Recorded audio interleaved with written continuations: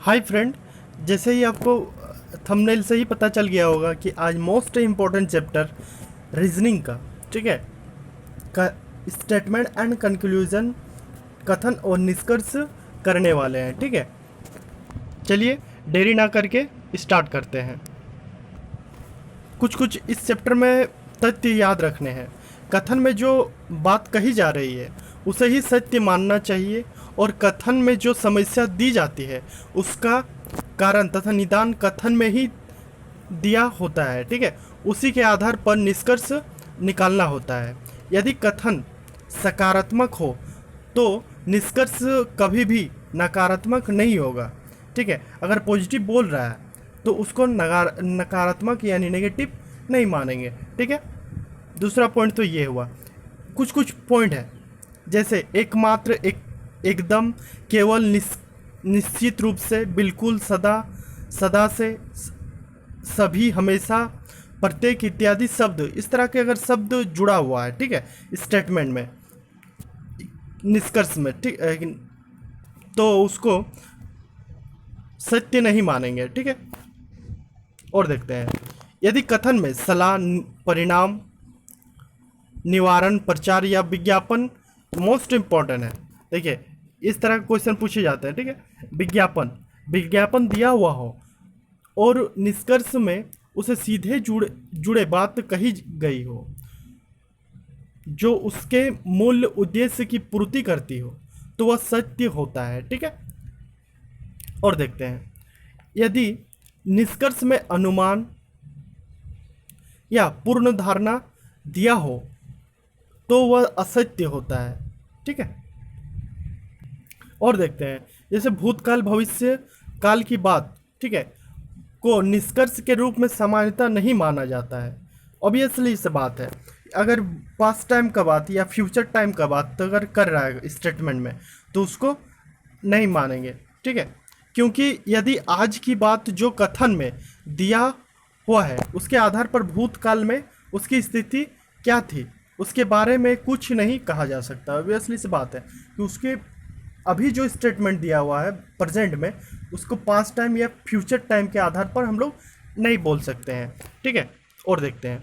यदि किसी संविधान संशोधन की चर्चा कथन में किया गया हो तो उसके जुड़े बात निष्कर्ष के रूप में सत्य होता है, क्योंकि संविधान संशोधन की चर्चा कथन में किया हो तो उसकी जुड़ी बात निष्कर्ष के रूप में सत्य होता है, क्योंकि संविधान संशोधन का उद्देश्य ही होता है कि लोग उसे मानेंगे। ठीक है, अगर संविधान से जुड़े कुछ संशोधन बोल रहे हैं तो उसमें सत्य ही मानेंगे। ठीक है, किसी भी समस्या के दो पहलू होते हैं, एक कथन में दिया हो तो दूसरे निश्चित रूप से निष्कर्ष के रूप में सत्य होता है। ठीक है, ऑब्वियसली इस बात है। देखते हैं फर्स्ट क्वेश्चन। ठीक है, बेंगलोर से, क्या बोल रहे हैं, बेंगलोर से मुंबई के लिए वायुयान से यात्रा करना अधिक तेज है। ठीक है, यानी वायुयान से अधिक तेज है, स्टेटमेंट में ये बोला गया है। ठीक है, इसी के बारे में आपको सोचना है, इसके एक्स्ट्रा कुछ नहीं सोचना है आपको। ठीक है, एक्स्ट्रा सोचेंगे फिर गलती हो जाता है। ठीक है, देखते हैं। आप लोग भी जवाब दे सकते हैं, दीजिए जवाब। एक नंबर का क्या होगा? जैसे ही आपको पता चला कि बेंगलोर और मुंबई, निष्कर्ष पढ़ रहे हैं, ठीक है, बेंगलोर और मुंबई हवाई सेवा से जुड़े हुए हैं। हाँ, हवाई अड्डा से, हवाई सेवा से जुड़े तो होंगे ही, वायुयान का बात कर रहे हैं। और दूसरा देखते हैं, दूसरा पहलू क्या है। बेंगलोर और मुंबई के बीच यातायात का अन्य कोई साधन नहीं है। ऐसा थोड़े है कि दूसरा कोई साधन नहीं होंगे, हो सकते हैं। ठीक है, इस स्टेटमेंट यानी कथन के ये मतलब ऑपोजिट चल जा रहे हैं। ठीक है, तो एक होंगे दूसरा नहीं होंगे। इस हिसाब से मेरा हो गया आंसर बी राइट है। ठीक है, बी राइट है। ठीक है, चले आगे देखते हैं। दूसरा नंबर क्वेश्चन। एलजी कंपनी के टेलीविज़न सेट की बिक्री इन दिनों काफ़ी बढ़ गई है। टेलीविज़न जो है, टीवी है, उसका एलजी कंपनी का टीवी इन दिनों काफ़ी बढ़ गया है, ठीक है, बिक्री में। निष्कर्ष क्या दिया हुआ है? दूसरे कंपनी के सेट की बिक्री घट गई है, ऐसा बोल रहा है। ऐसा हो सकता है क्या? अब सोच के देखिए, स्टेटमेंट में ऐसा बोला गया है कहीं पर? नहीं बोला गया है। दूसरा पढ़ते हैं। एलजी कंपनी के टेलीविज़न सेट की बिक्री पहले नहीं के बराबर थे, ऐसा भी स्टेटमेंट कहीं में बोल रहा है क्या? देखिए, आप थोड़ा सा कोशिश कीजिए सोचने का और जवाब दीजिए। कथन के ऑपोजिट दोनों चल जा रहे हैं, मतलब ये लागू नहीं हो रहे हैं। यानी लागू नहीं हो रहे हैं तो ना तो निष्कर्ष एक होंगे, ना ही निष्कर्ष दो होंगे, ठीक है। इस हिसाब से फिर मेरा आंसर हो गया 2 का 1, ठीक है। आगे बढ़ते हैं। देखिए, संविधान से एक क्वेश्चन है फिर।